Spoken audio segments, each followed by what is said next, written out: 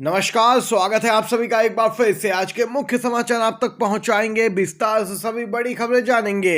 इन खबरों में शामिल है इंडिया गठबंधन की अब देश भर में ताबड़तोड़ रैलियां और इंडिया गठबंधन ने ईवीएम पर एक प्रस्ताव भी पारित किया है। जनता की बैलेट पेपर से चुनाव की मांग को विपक्ष ने सुना है। राजस्थान से अपडेट आ रही है, जहां पर जुमला निकली है मोदी की गारंटी। संसद में केंद्र सरकार ने दिया बयान, हुई बेनकाब जनता, बोली हमें तो ठग ही लिया। दूसरी तरफ जानेंगे दोस्तों, इंडिया गठबंधन की तरफ से कौन होगा पीएम कैंडिडेट, हुआ बड़ा खुलासा। पीएम मोदी, गृह मंत्री साहब भी हैरान। इसी प्रकार की बड़ी खबरें आप तक पहुंचे, इसके लिए आप चैनल को सब्सक्राइब कीजिएगा। वहीं अगर आप भी मानते हैं कि बैलेट पेपर से चुनाव सबसे अच्छा विकल्प है, लोकतंत्र सुरक्षित रहेगा, तो लाइक कीजिएगा वीडियो को, कमेंट बॉक्स में जरूर लिखिएगा दोस्तों भी सपोर्ट बैलेट पेपर। पहली बड़ी खबर जानते हैं दोस्तों। बात करें, इंडिया गठबंधन की बैठक संपन्न हो चुकी है। 28 दलों ने यहां पे इसमें सहभागिता की है। वहीं दोस्तों, चुनाव आयोग के सामने अब ईवीएम का मुद्दा उठाया जाएगा। विपक्षी गठबंधन इंडिया की बैठक में कई अहम निर्णय लिए गए, जिसमें से ईवीएम का मुद्दा भी अहम है। विपक्षी गठबंधन इंडिया की बैठक में ईवीएम के मुद्दे पर भी चर्चा हुई। सीपीआईएम के नेता सीताराम येचुरी ने बयान दिया। ईवीएम पर एक प्रस्ताव पारित किया गया है। हम इस मामले को चुनाव आयोग के समक्ष भी उठाएंगे। गौरतलब है दोस्तों, राजस्थान में ऐसे विधानसभा सीटें थीं जहां भाजपा प्रत्याशी की रैलियों में 20 से 30 आदमी ही आते थे, इससे ज्यादा नहीं, लेकिन फिर भी वो जीत गए। इससे स्पष्ट है कि ईवीएम में कुछ तो गड़बड़ हुई होगी, तभी तो ईवीएम विकसित देशों में इस्तेमाल नहीं होती है। विकसित देशों में चुनाव ईवीएम से नहीं होते, क्योंकि इसमें गड़बड़ी की संभावना रहती है। ये सभी विपक्षी पार्टियां अब अच्छे से जान गई हैं कि किस प्रकार ईवीएम में खेल किया जाता है, और फिर से मांग उठने लगी है कि ईवीएम से चुनाव ना होकर बैलेट पेपर से चुनाव हो, ताकि आम आदमी का वोट बेकार ना जाए। और इसके लिए आप दोस्तों यहाँ पे जागरूकता कार्यक्रम भी चलाया जाएगा। इंडिया गठबंधन की तरफ से प्रस्ताव पारित किया गया है, ये अपडेट निकल के आई है। इसी के साथ एक अगली खबर आ रही है। बड़ी खबर राजस्थान से निकल के आ रही है। मोदी सरकार ने संसद में ही कह दिया कि राजस्थान में 450 रुपए में एलपीजी सिलेंडर देने का कोई इरादा नहीं है।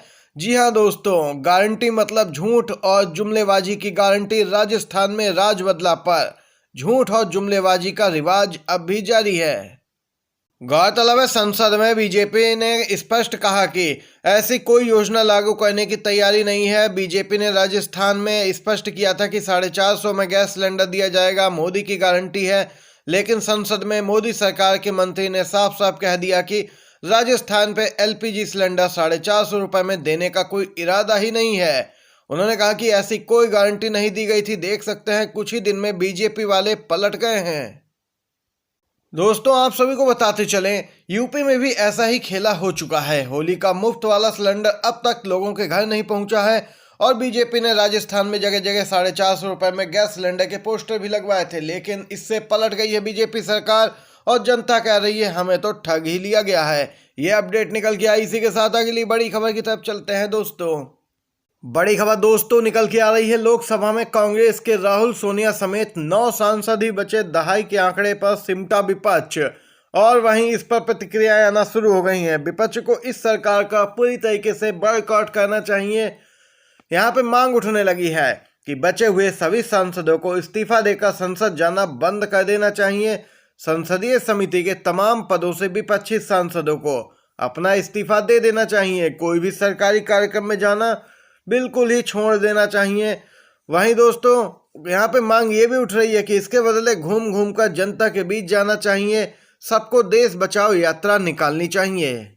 वहीं दोस्तों, अपडेट आ रही है इंडिया गठबंधन की तरफ से। सूत्रों के हवाले से बड़ी खबर निकल के आई है कि यहाँ पे एक नाम प्रस्तावित किया गया इंडिया गठबंधन की बैठक में, जिसकी पुष्टि हो गई है। अब इंडिया गठबंधन की बीते दिन बैठक में ममता बनर्जी ने पीएम पद की उम्मीदवारी के लिए कांग्रेस के मौजूदा अध्यक्ष मल्लिकार्जुन खड़गे का नाम प्रस्तावित किया है।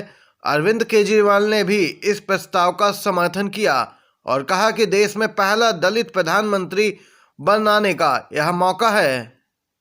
अरविंद केजरीवाल ने कहा कि मैं सीएम बनर्जी के इस प्रस्ताव का समर्थन करता हूं। दोस्तों, आप सभी को बताते चलें, दूसरी तरफ अब पूरे देश में 22 दिसंबर को सदन से विपक्षी सांसदों के निलंबन के खिलाफ विरोध प्रदर्शन होने वाला है, मल्लिकार्जुन खड़गे बोले हैं, हम लड़ेंगे और डटे रहेंगे।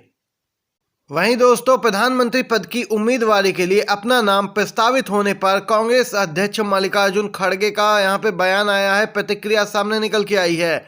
मल्लिकार्जुन खड़गे ने कहा कि पहले जीत कर आना है, कौन प्रधानमंत्री बनेगा यह बाद की बात है। इंडिया गठबंधन की चौथी बैठक संपन्न हुई। 28 दलों ने यहां पे दोस्तों सहभागिता की है। सभी ने एकजुट होकर गठबंधन को मजबूत करने और लोगों के हित से जुड़े मुद्दों को उठाने पर यहां पे बात की है, अपनी सहमति प्रकट की। आने वाले समय में सभी ने मिलकर 8 से 10 बैठकें करने का फैसला भी किया है, ताकि लोगों तक अपनी बात पहुंचाई जा सके। राज्य स्तर पर होगी अब सीट शेयरिंग दोस्तों। 30 जनवरी से साझा रैलियां शुरू होने वाली हैं। ये भी कुछ बड़े फैसले लिए गए हैं। इंडिया गठबंधन की बैठक में कांग्रेस नेता सोनिया गांधी, राहुल गांधी, मल्लिकार्जुन खड़गे, अखिलेश यादव, केजरीवाल, बिहार के सीएम नीतीश कुमार, फारूक अब्दुल्ला, उमर अब्दुल्ला, महबूबा मुफ्ती आदि यहां पे मौजूद रहे। वहीं अखिलेश यादव की भी प्रतिक्रिया जानते हैं दोस्तों। अखिलेश यादव ने कहा कि इंडिया गठबंधन की बैठक सफल रही है। ईवीएम का मुद्दा भी हमने उठाया है और अब यहाँ पे आम जनता की राय भी जानेंगे। इंडिया गठबंधन के नेता उनके बीच जाएंगे कि वह किससे चुनाव चाहते हैं, ईवीएम या बैलेट पेपर से।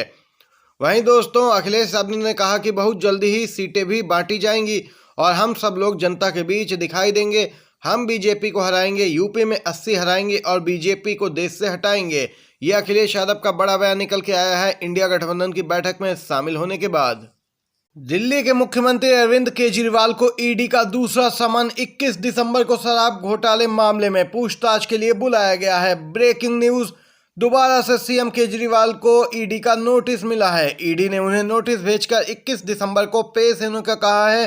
शराब घोटाले मामले में केजरीवाल को यह दूसरा समन है।